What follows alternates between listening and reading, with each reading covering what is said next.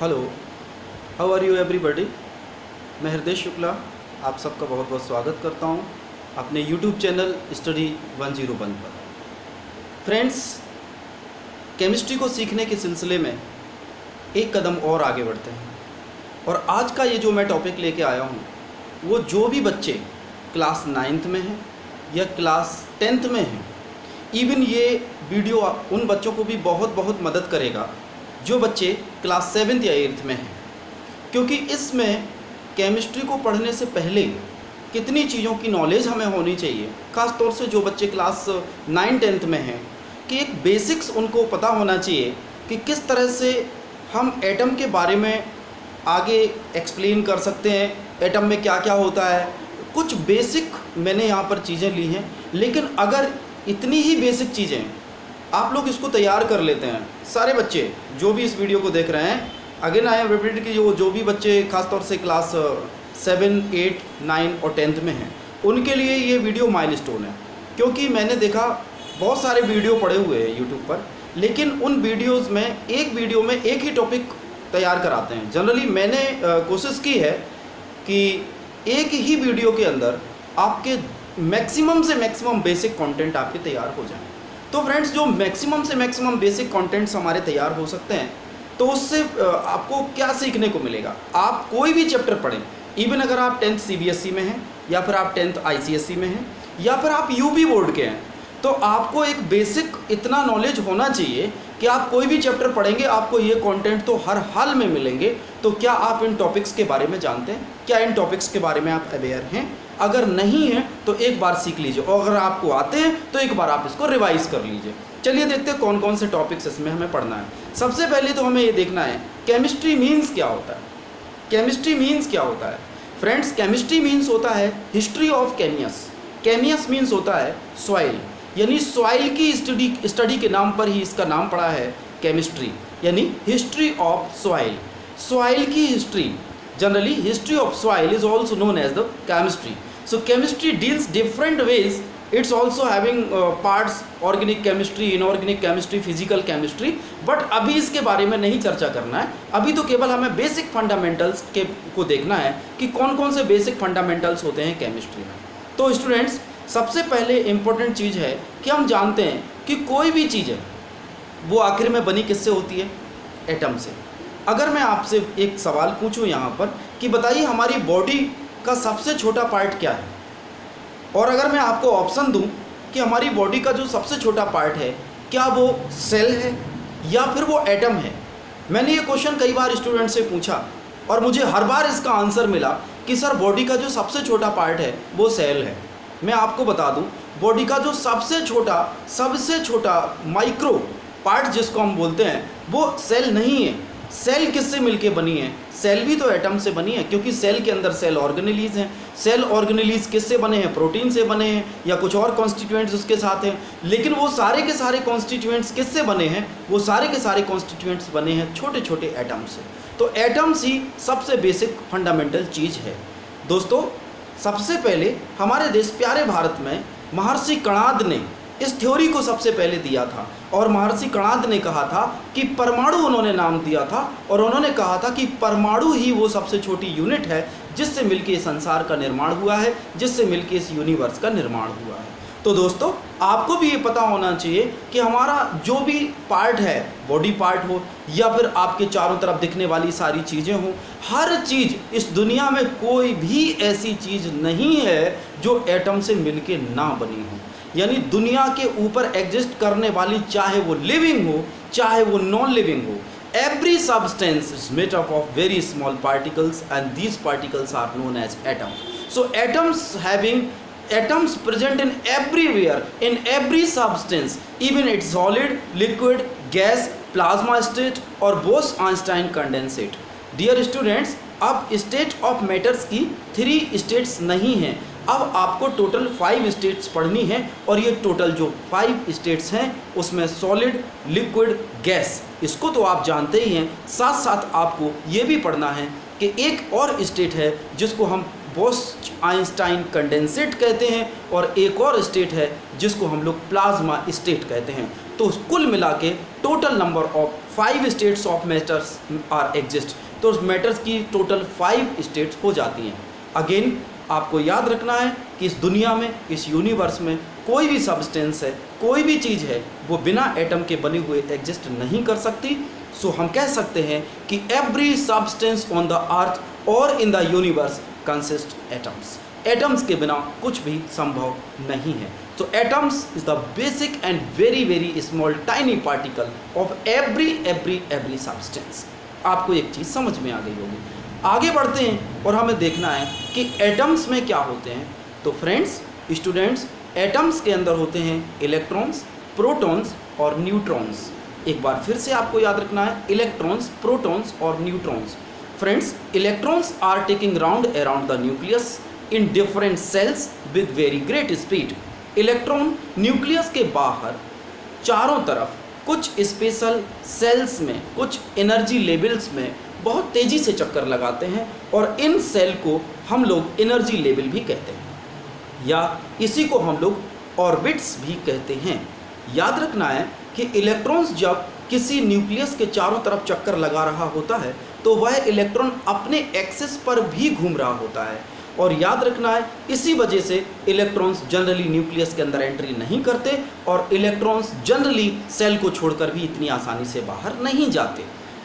तो याद रखेंगे students, electrons are taking round around the nucleus on their axis. They also take rounds in fixed orbits. These orbits are also known as energy levels and also can be represented by E1, E2, E3, E4 and E5, E6 and E7. Dear students, maximum electrons are present in every cell equal to 2n square rules. I'll tell you later कि ये 2n square rules क्या है। उससे पहले आपको एक बात को जानना होगा कि maximum number of cells are 7 around the nucleus. अभी तक जितने भी एटम मिले हैं, किसी भी एटम में 7 सेल से ज़्यादा सेल्स नहीं मिली हैं। किसी भी एटम्स में मैक्सिमम नंबर ऑफ सेल्स हो सकती हैं केवल और केवल 7। चलिए, अभी हम लोगों ने जाना कि इलेक्ट्रॉन्स, प्रोटॉन्स और न्यूट्रॉन्स मिल करके एटम्स को बनाते हैं। So atoms consist a central part that's known as nucleus. In the nucleus there are 2 type of fundamental particles are present.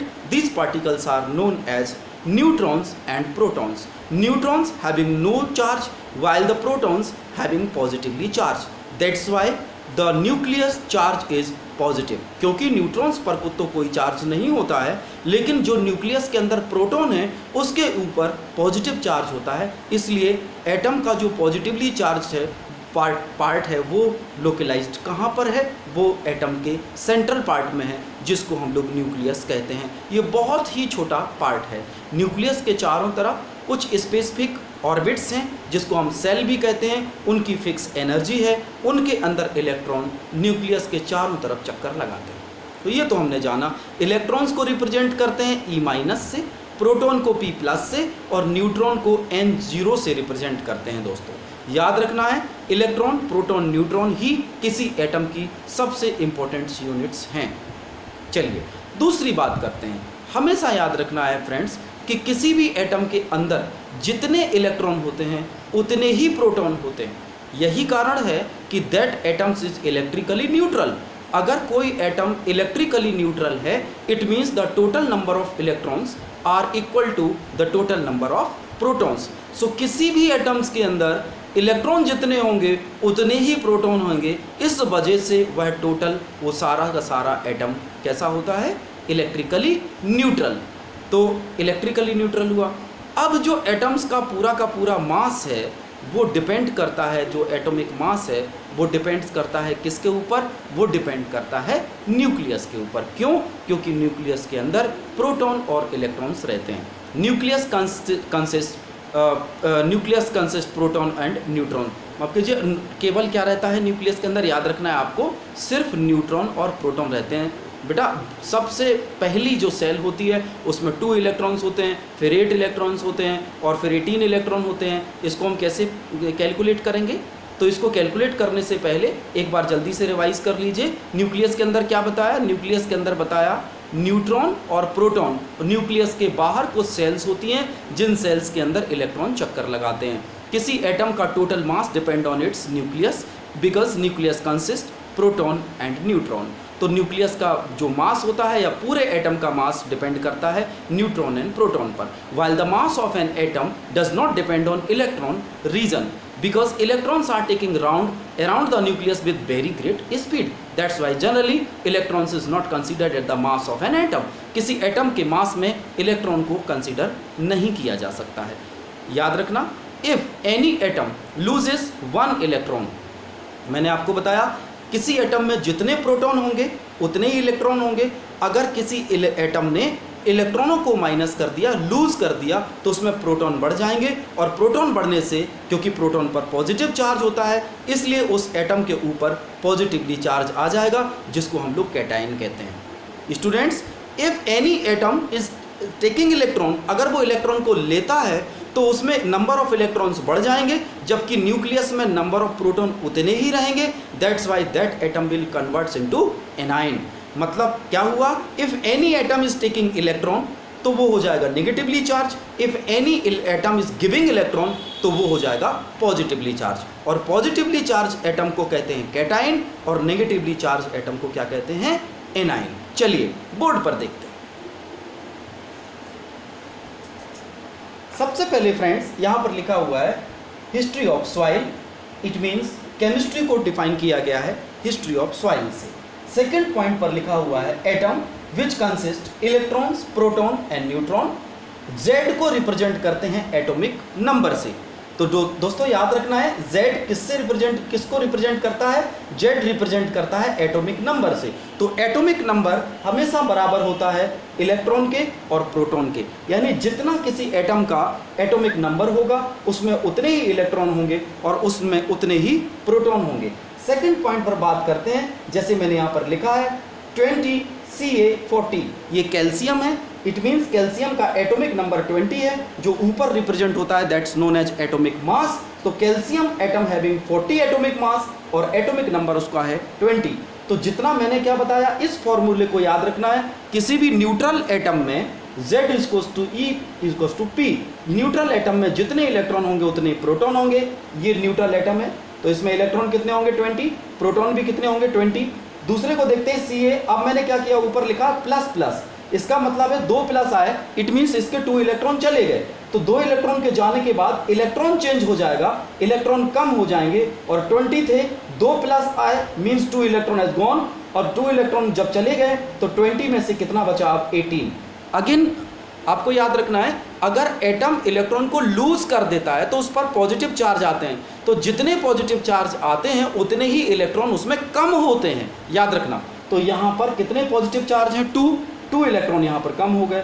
और अगर ये यहाँ पर प्लस की जगह माइनस होता तो यहाँ पर इलेक्ट्रॉन इंक्रीज हो जाता। देखिए अगले एग्जाम्पल में फॉस्फोरस 1531, इलेक्ट्रॉन कितना है 15, प्रोटॉन कितने हैं 15, एटॉमिक नंबर भी कितना है 15। बट नेक्स्ट एग्जाम्पल यहाँ पर 15p3 माइनस, तो इसमें टोटल नंबर ऑफ इलेक्ट्रॉन्स होते हैं 18, बिकॉज क्या हुआ 3 माइनस है।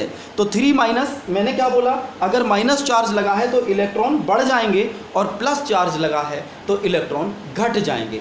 P3 माइनस लिखा हुआ है, इट मीन्स जो P जो हमारे पास फॉस्फोरस है उसका एटॉमिक नंबर कितना है 15, 3 माइनस उसके ऊपर है, तो 3 इलेक्ट्रॉन को उसमें आप जोड़ दीजिए, तो 15 में 3 जोड़ेंगे तो कितना हो जाएगा 16, 17 एंड 18। तो इसमें P3 माइनस में electrons are 18, protons never change, it means 15 ही रहेगा। तो ये 3 फॉर्मूले मैंने यहाँ पर लिखे हैं 4, इनको याद रखना है। इलेक्ट्रॉन अगर आपको काउंट करना है तो इलेक्ट्रॉन इसको होता है atomic number plus negative charge. अगर किसी भी एटम के आपको इलेक्ट्रॉन पता करने हैं तो उसके एटॉमिक नंबर में नेगेटिव चार्ज जोड़ दीजिए, उसके ऊपर टोटल नंबर ऑफ इलेक्ट्रॉन आ जाएंगे। और अगर आपको इलेक्ट्रॉन पता करने हैं और अगर उसके ऊपर पॉजिटिव चार्ज है, एटम के ऊपर पॉजिटिव चार्ज है, इलेक्ट्रॉन पूछ रहा है आपसे, तो आप क्या करिए, एटॉमिक नंबर में से उतने ही पॉजिटिव चार्ज कम कर दीजिए तो आपके इलेक्ट्रॉन निकल आएंगे। तो स्टूडेंट्स, अगर किसी एटम के ऊपर पॉजिटिव चार्ज है तो एटॉमिक नंबर में से उतने ही पॉजिटिव चार्ज हटा दीजिए, ठीक है, तो इलेक्ट्रॉन निकल आएंगे। अगर किसी एटम के ऊपर नेगेटिव चार्ज है तो उतने नेगेटिव चार्ज को हटा दीजिए, इलेक्ट्रॉन्स आपको पता चल जाएंगे। चलिए आगे बढ़ते हैं, अब देखते हैं न्यूट्रॉन। न्यूट्रॉन क्या होता है, न्यूट्रॉन का, क्योंकि मैंने आपको बताया कि न्यूक्लियस में क्या होता है, न्यूट्रॉन एंड प्रोटॉन होता है, न्यूट्रॉन एंड प्रोटॉन। और न्यूक्लियस के बाहर होते हैं इलेक्ट्रॉन। तो अगर आपको न्यूट्रॉन निकालना है तो उसके एटॉमिक मास में से उसके जो प्रोटॉन्स हैं वो माइनस कर दीजिए, आपके पास न्यूट्रॉन्स मिल जाएंगे आपको। तो यहाँ पर न्यूट्रॉन्स होगा atomic mass minus atomic number. अब एटॉमिक मास क्या होता है? Atomic mass will be n plus p, neutron plus proton. आगे अगला पॉइंट देखते हैं, electronic configuration. Electronic configuration means number of electrons are taking round around the nucleus. किस rule से? फ्रेंड्स याद रखना है, that rule is 2n square. 2n square rule के अकॉर्डिंग इलेक्ट्रॉन्स न्यूक्लियस के चारों ओर बाहर सेल्स के अंदर चक्कर लगाते हैं। अगर आपको पहली सेल में पता करने हैं कितने इलेक्ट्रॉन हैं, तो मैंने रूल क्या लिखा है यहाँ पर लिख भी दिया है, ये देखिए आपके सामने लिखा हुआ है 2n स्क्वायर। n क्या है? n है यहाँ पर नंबर ऑफ सेल्स, याद रखना। लेकिन अगर आपसे कोई पूछे n स्क्वायर क्या है, तो आपको याद रखना यहाँ पर जो n स्क्वायर है वो नंबर ऑफ ऑर्बिटल्स, वाइल जो 2 क्या है उसके आगे वो है 2 electrons are present in each orbitals. तो मैं आपको नेक्स्ट लेक्चर में इसका और डिटेल बताऊंगा और प्रूव करूंगा कि 2n स्क्वायर रूल्स कैसे आता है।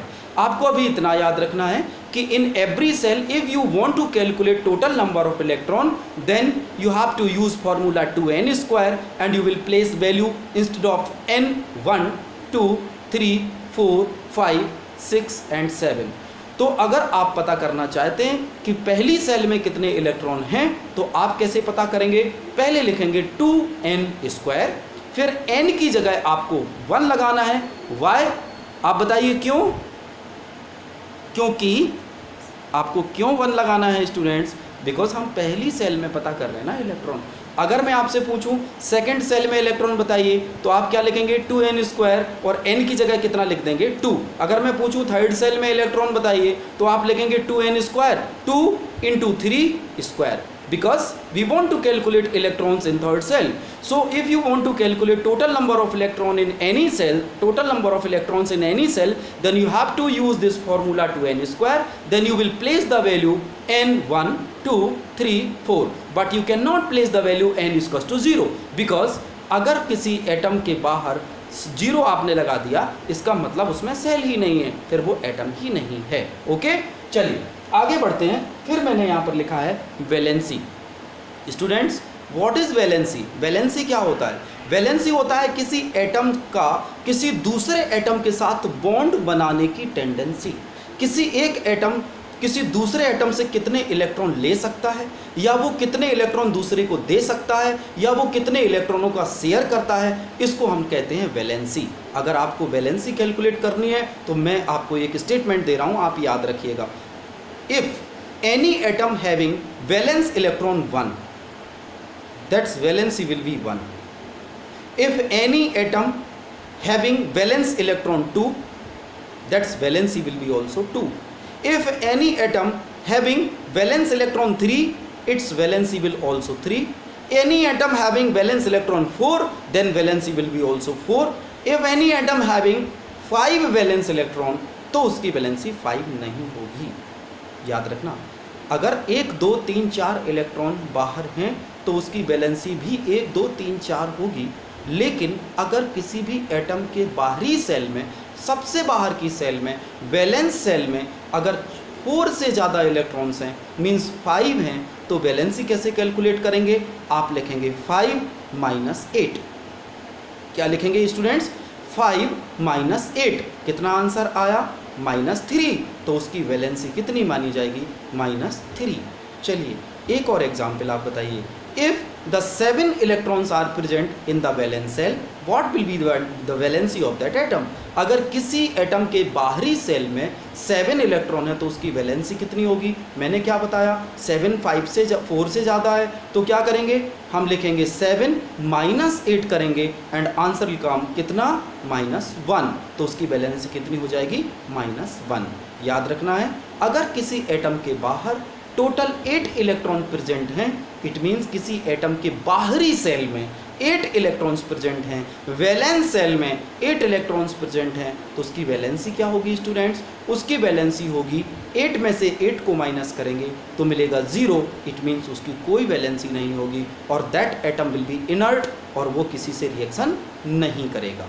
तो आपने सीखा कि if any atom having valence electron 1 then its valency is also 1, if any atom having valence electron 2 then its valency will be 2, if any atom having valence electron 3 valency 3, if any atom having valence electron 4 its valency will be 4, if any atom having valency 5 then valency will not 5, valence electron 5 है, valency 5 नहीं होगी, तो calculate करने के लिए valence electron को 8 में से माइनस कर देंगे। यानी 8 में से ऐसे याद रखना है, हमें क्या करना है, 8 में से 5 माइनस नहीं करना है फ्रेंड्स, हमें क्या करना है, हमें 5 में से 8 माइनस करना है, तो माइनस में मिलेगी।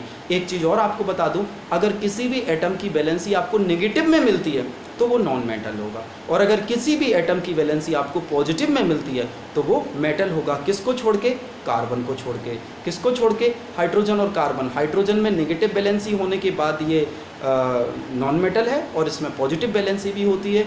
आपको अगले लेक्चर्स में बताऊंगा ये सब क्यों होती है। चलिए आगे बढ़ते हैं।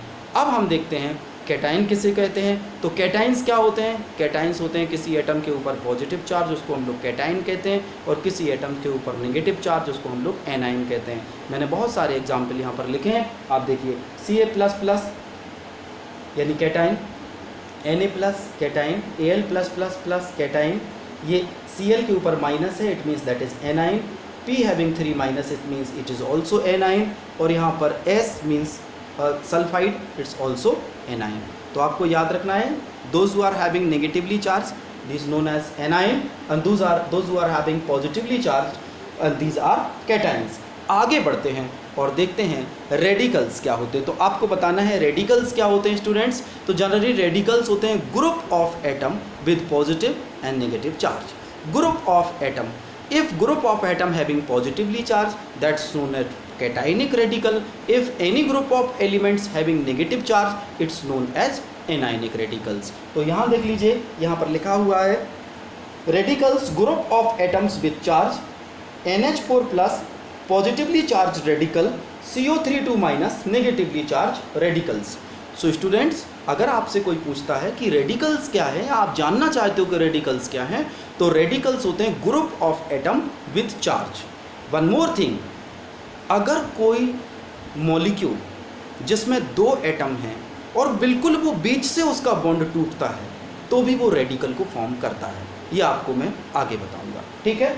चलिए अब हम लोग देखते हैं, आज का ये लास्ट टॉपिक है कि कुछ रेडिकल्स हैं जिन्हें आपको याद करना है। अगर आप इतने रेडिकल्स को याद कर लेते हैं तो आप बहुत ही तरह की रिएक्शन, केमिकल रिएक्शन को बनाए आसानी से लेंगे। मैं अगले लेक्चर में आपको बताऊंगा कि केमिकल रिएक्शन कैसे बनाते हैं, कैसे बैलेंस करते हैं, और किस तरह से नए कंपाउंड आते हैं। आपको याद नहीं करना है, आप समझ लेना, आप हर तरह की केमिकल रिएक्शन बनाने लगोगे, लेकिन उनको बनाने के पहले कुछ तो याद करना पड़ेगा फ्रेंड्स। क्या क्या याद करना पड़ेगा, चलिए देख लेते हैं। तो आपको सबसे पहले क्या याद करना है, यहाँ पर सबसे पहले लिखा है NO3। NO3 को कहते हैं नाइट्रेट, NO2 NO3 1- को कहते हैं नाइट्रेट, NO2 1- को कहते हैं नाइट्राइट, N3 1- को कहते हैं नाइट्राइड, फिर SO4 2- को कहते हैं सल्फेट, SO3 2- को कहते हैं सल्फाइट, S2- को कहते हैं सल्फाइड, PO4 3- को कहते हैं फॉस्फेट, PO3 3- को फॉस्फाइट, P3- को फॉस्फाइड, स्टूडेंट CO3 2- को कार्बोनेट, CH3COO 1- को एसीटेट, HCO3 1- को बाइकार्बोनेट, HSO4 1- को बाइसल्फेट, HS 1- को बाइसल्फाइड, NH4 1+ को अमोनियम। स्टूडेंट्स, अभी आप इतने ही याद करिए, आगे मैं आपको और भी बता दूंगा, धीरे धीरे करके आपको याद करना है। तो एक बार जल्दी से रिवाइज कर लेते हैं। आज हम लोगों ने क्या क्या पढ़ा। आज हम लोगों ने पढ़ा एटम। एटम में क्या होते हैं, इलेक्ट्रॉन, प्रोटॉन्स और न्यूट्रॉन्स। फिर हमने पढ़ा न्यूक्लियस। न्यूक्लियस में क्या होते हैं, न्यूक्लियस में होते हैं न्यूट्रॉन और प्रोटॉन। इलेक्ट्रॉन कहाँ चक्कर लगाते हैं, कुछ स्पेसिफिक सेल्स होती हैं, उनकी अपनी एनर्जी होती है, उनमें इलेक्ट्रॉन बाहर एटम के चक्कर, न्यूक्लियस के चक्कर लगाते हैं, न्यूक्लियस के बाहर सेल्स में चक्कर लगाते हैं। फिर हमने क्या पढ़ा, फिर हमने पढ़ा एटॉमिक नंबर क्या होता है, किसी एटम का जो जितने नंबर ऑफ प्रोटॉन होते हैं वो उसका एटॉमिक नंबर होते हैं। फिर हमने क्या पढ़ा, एटॉमिक मास, उसके न्यूक्लियस का मास, किसी एटम के न्यूक्लियस का मास उसका टोटल एटॉमिक मास होता है, जिसको हम A से रिप्रेजेंट करते हैं, A=n+p होता है। किसी भी एटम में जितने इलेक्ट्रॉन होते हैं उतने ही प्रोटॉन होते हैं। अगर वो न्यूट्रल है तो Z की वैल्यू जो होगी वो किसके बराबर होगी, P के। लेकिन अगर किसी एटम के ऊपर प्लस चार्ज आता है तो उसमें उतने ही इलेक्ट्रॉन कम हो जाते हैं, और अगर किसी एटम के पास नेगेटिव चार्ज आता है या आते हैं तो उसमें उतने ही इलेक्ट्रॉन ज़्यादा हो जाते हैं, बढ़ जाते हैं। फिर हम लोगों ने क्या पढ़ा, फिर हम लोगों ने पढ़ा कि इलेक्ट्रॉन कैसे सेल्स में बटे हुए होते हैं। तो अकॉर्डिंग टू 2n², तो 2n² के अकॉर्डिंग इलेक्ट्रॉन सेल्स में बटे होते हैं। फिर हमने क्या पढ़ा, वैलेंसी क्या होती है। वैलेंसी, जितने भी मेटल हैं उनकी वैलेंसी प्लस होती है, जितने भी नॉन मेटल्स हैं उनकी वैलेंसी जनरली नेगेटिव होती है एक्सेप्ट हाइड्रोजन। और फिर हमने पढ़ा कि अगर किसी एटम के बाहर 1 2 3 और 4 इलेक्ट्रॉन है तो उसकी वैलेंसी भी 1 2 3 और 4 होगी। अगर किसी एटम के बाहर -3 -2 -1 और 0 इलेक्ट्रॉन है तो वो सारे के सारे नॉन मेटल्स होंगे। आपको याद रखना है इस बात को। फिर हमने पढ़ा रेडिकल्स क्या होते हैं। रेडिकल्स होते हैं group of atoms having charge. अगर ग्रुप ऑफ एटम के पास पॉजिटिव चार्ज है तो वो कैटायनिक रेडिकल होगा। ग्रुप ऑफ एटम के पास नेगेटिव चार्ज है तो वो एनायनिक रेडिकल्स होगी। याद रखना है। सो atoms consist electron, proton and neutron. Nucleus consists protons and neutrons. Around the nucleus some specific cells are there in which the electron taking round with very great speed. Electrons are distributed in the cells according to 2n² rules. If we are placing value n is equals to 1 2 3 and so on, then we can calculate the total number of electrons present in the cells. So electrons are taking round with very great speed around the nucleus. Then we know the total mass of an atom depend on its total mass of nucleus, means neutron and protons are responsible for the mass of an atom. Because electrons are taking around the nucleus, that's why we not consider electron as a atomic mass. Then what is the valency? Total number of valence electron are all known as the valency, but if only 1 2 3 4 electrons are present in valence cell, then the valency will be 1 2 3 and 4.